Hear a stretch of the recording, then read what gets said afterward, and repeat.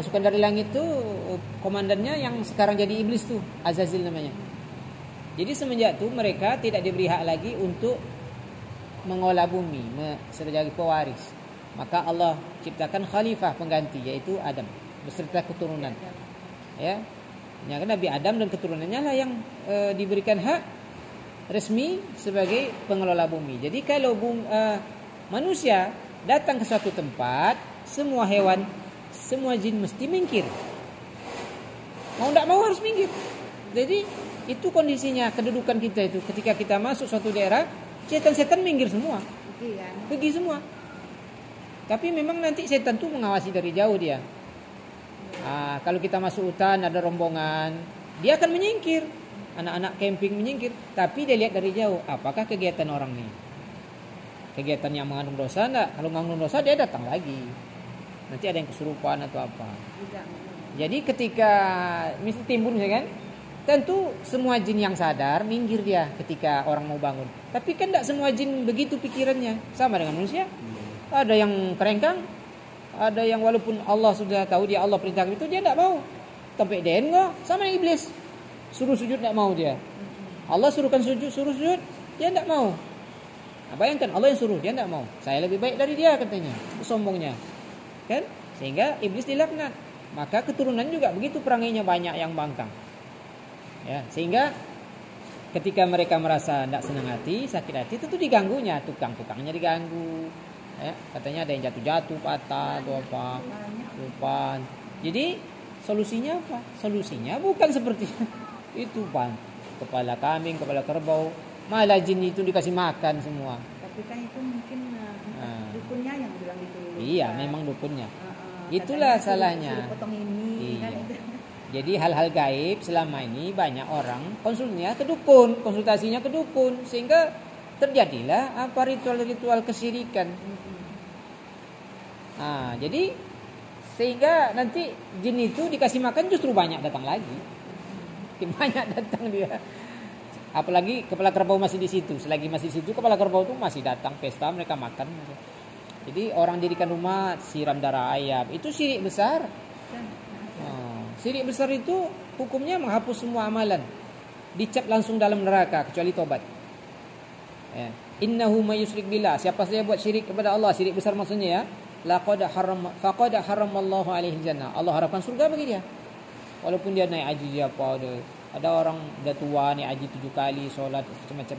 Ketika dia sembelih darah ayam menetes tuh hapus semua amalnya. La yahbatunna amaluk. Allah ancam dalam Quran begitu. Kami hapus semua amalanmu kecuali taubat dia. Jadi syirik besar. Jadi kalau rumah sudah ada begitu, kita tahu sejarahnya. Bagaimana caranya kita ruqyah rumah itu, Bu? Cara ruqyah rumah, ya Nabi sampaikan, jin dan tukang sihir tidak mampu mengalahkan surat Al-Baqarah. Jadi rumah itu dibacain surat Al-Baqarah. Kayak rumah baru kan? Kita dibacain kemarin. Al-Baqarah. Di TV. Hah? Di TV apa ya? Jangan di TV. TV tidak bisa berniat. Sering baca Al-Quran lah intinya. Enggak, dia ini baca Al-Quran ini memang niatnya ruqyah, Bu. Jadi niat apa? Perbuatan kita kan tergantung niat. Iya. Sama dengan mandi tadi. Kalau mandi tidak niat ruqyah, ya tidak jadi obat. Mandi main-main aja. Jadi niatnya memang dibacakan surat Al-Baqarah selama 3 malam berturut-turut. Ini yang kita praktekkan minimal sehingga nampak hasilnya. Hasilnya gimana? Kalau memang ada benda sihir itu dijumpai.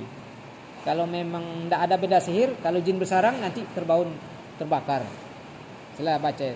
Jadi syaratnya bacanya 3 malam berturut-turut sampai tuntas, sampai ayat terakhir ayat 286 dibaca oleh yang fasih. Jangan yang bacaannya keliru. Bacaan fasih kalau bisa pakai speaker. Kemudian sambil baca itu usahakan sediakan air di hadapan yang membaca. Sekali-sekali ditiupkan atau dicelupkan tangannya. Nanti air itu digunakan untuk membersihkan sarang-sarang di rumah itu yang iya diciprat-cipratkan atau semprot-semprotkan setiap sore. Sore itu biasanya setan-setan itu keluar. Itu meruqyah rumah. Jadi kalau ada gangguan, itulah ruqyahnya, bukan datangkan dukun tanam tangkal. Itu malah tambah parah sih. Jadi rumah ibu bisa juga ikhtiarnya gitu kalau merasa ada. Dulu kolam iya. Iya. Jadi jin tuh memang suka dia tinggal di daerah yang berawa-rawa, berair-air, lembab-lembab. Cuma kita sebenarnya tidak ada merasa takut. Tidak ada terganggu.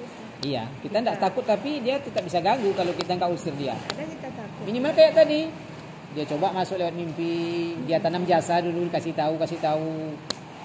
Awal orang jadi dukun banyak begitu ya, lewat mimpi. Dia tahu di Bangkinang ada dukun ibu-ibu, dia ada mimpinya dapat batu dalam mimpi. Ternyata setelah bangun memang ada batu itu.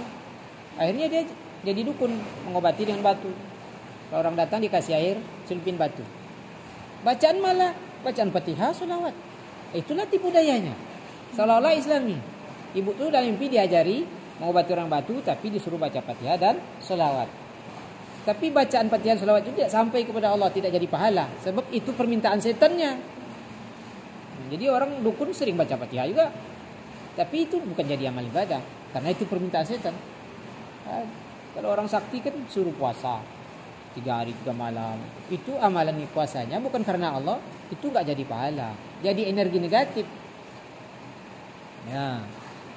Jadi kalau untuk rumah ibu saya rasa itu usahakan tuh di